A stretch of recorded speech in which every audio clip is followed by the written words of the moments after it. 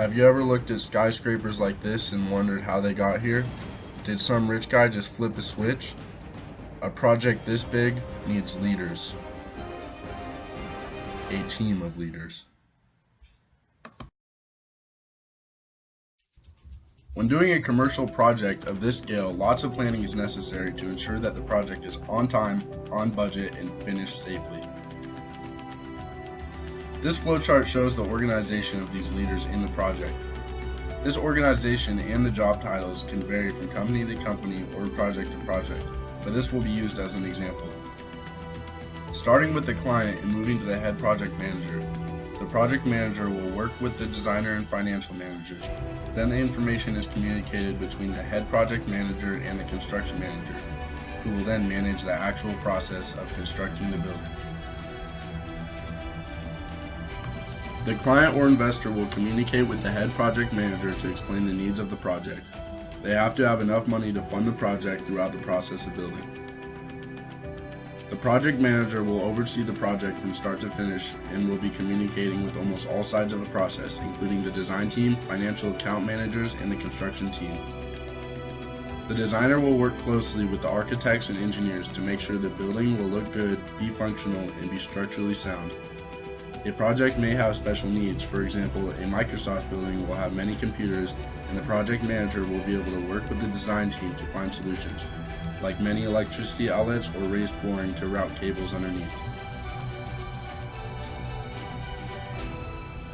The design team may pass the design plans through the project manager to the financial manager so that estimations can be made.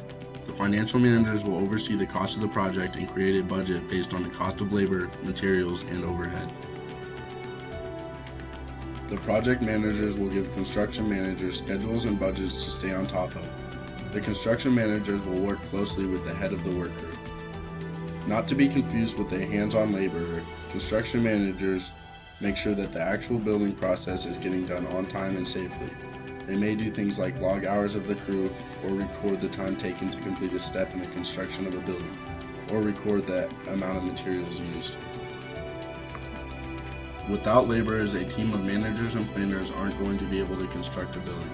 They work with the construction manager and do the hands-on work to make the design plans a reality. The building shown here in the time lapse is a Westgate office building.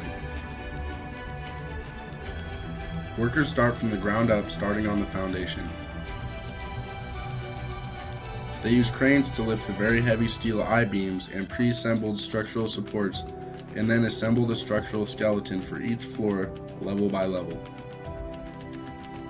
Laborers use scaffolds and nets to work at high levels safely.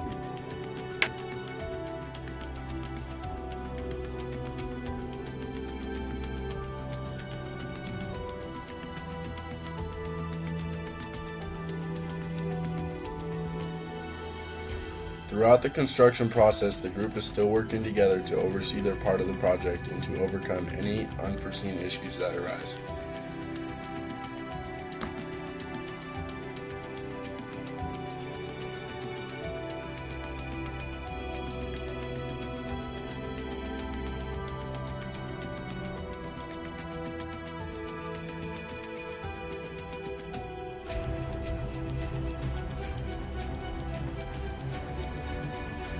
As the project reaches completion, the interior is finished up, scaffolds are taken down, and the job site is cleaned up to get ready for the official ribbon cutting with the owner.